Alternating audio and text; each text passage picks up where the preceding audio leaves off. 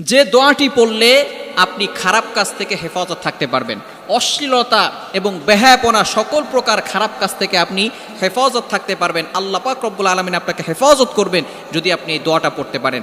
এই দোয়াটি হচ্ছে তিরমিজি শরীফের 3233 নম্বর হাদিস।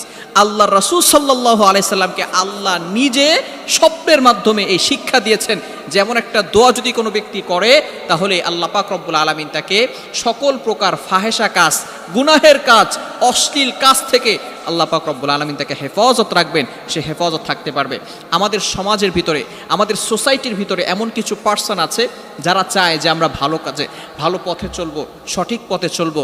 ইহদিনাস সিরাতাল মুস্তাকিম, আমরা আল্লাহ তাআলার কাছে দোয়া করি, ও আল্লাহ show us the right path, show us the correct path, আল্লাহ আমাকে সঠিক পথ দেখাও, আমাকে সঠিক রাস্তা দেখাও। কিন্তু দেখা যাচ্ছে শয়তানের ধোকায় পড়ে, নফসের ধোকায় পড়ে আমরা গুনাহ করে ফেলি।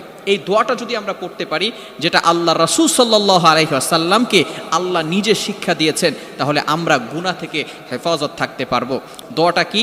দোয়াটি হচ্ছে আল্লাহ রাসূল সাল্লাল্লাহু আলাইহি ওয়াসাল্লাম বলে দিয়েছেন, ইদা সাল্লাইতা ফাকুল, আল্লাহ পাক রব্বুল আলামিন বলেন যখন তুমি নামাজ শেষ করবে, ফাকুল তখন তুমি বলো, আল্লাহ তাআলা বলছেন সেটা কি বলতে হবে। আল্লাহ রাসূল সাল্লাল্লাহু আলাইহি ওয়াসাল্লাম বলতেছেন, আল্লাহুম্মা ইন্নী আসআলুকা ফিআলাল খায়রাত ওয়া তারুকাল মুনকারাত।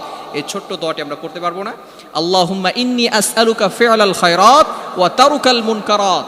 এই ছোট্ট দোয়াটা যদি আমরা পড়তে পারি, আল্লাহ তাআলা নামাজের পরে যদি আমরা এটা পড়তে পারি, তাহলে আল্লাহ পাক রব্বুল আলামিন সকল প্রকার গুনাহ থেকে, খারাপ কাজ থেকে আমাদেরকে হেফাজত করবেন।